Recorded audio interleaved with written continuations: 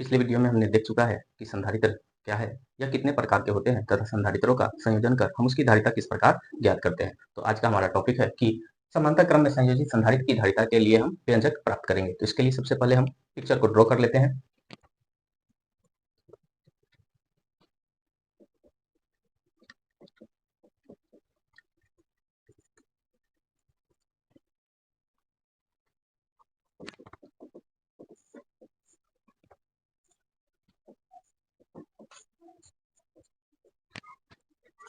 निम्न संधारित्रों को समांतर क्रम में संयोजित कर लिए हैं, जिसमें पहले संधारित्र की धारिता C1 तथा इन पर आवेश Q1 तथा द्वितीय संधारित्र की धारिता C2 तथा इन पर आवेश Q2 है तथा तीसरे संधारित्र की धारिता C3 और इन पर आवेश Q3 है। अब हम क्या लिखेंगे कि सभी संधारित्रों के प्रथम पट्टिका अर्थात संग्राहक पट्टिकाओं को एक बिंदु ए से तथा सभी संधारित्रों के द्वितीय पट्टिकाओं को हम एक बिंदु बी से जोड़ते हैं। लिखते हैं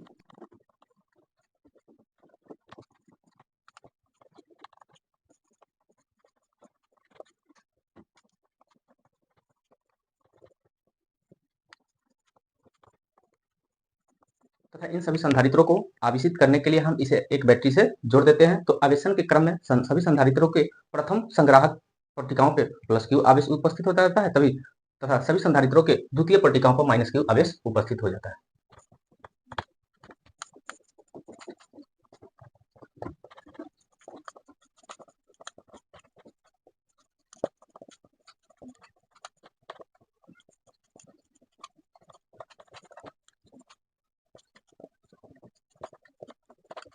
इन दो बिंदुओं के बीच जो है विभवांतर हमारा भी उत्पन्न हो जाता है।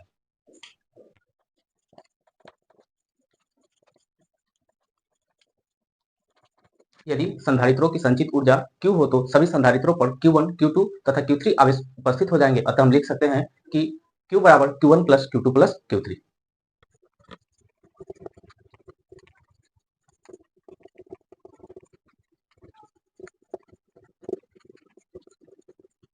माना पहले दूसरे तथा तीसरे संधारित्र की धारिता क्रमशः C1, C2, C3 हो तो क्या लिख सकते हैं?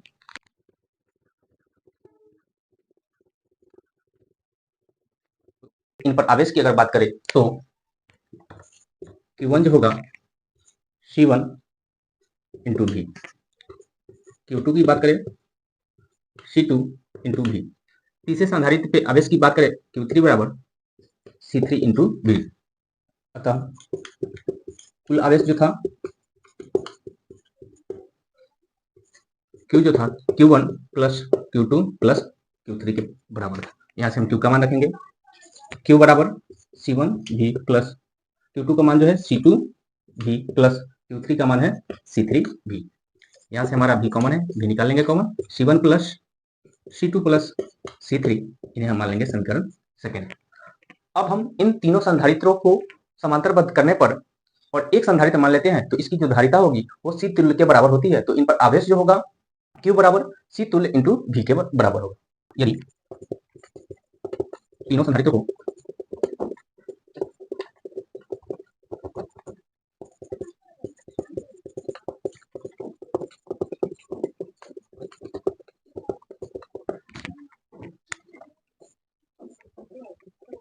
इस संधारित्र पे हमारा प्लस क्यू आवेश तथा इस पे हमारा माइनस क्यू आवेश, इन्हें हम बैटरी से जोड़ देंगे।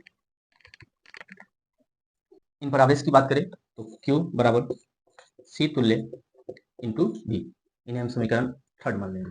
समीकरण सेकंड और थर्ड में गौर करें तो इनमें भी Q कॉमन है, इनमें भी Q कॉमन है। तो क्या करेंगे, समीकरण सेकंड और समीकरण थर्ड को एक दूसरे के इक्वल करेंगे।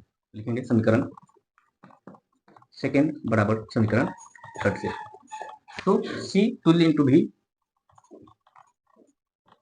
बराबर होगा V C1 plus C2 plus C3। यहाँ से हमारा V से V कट जाएगा तो C तुल्य बराबर होंगे C1 plus C2 plus C3 के।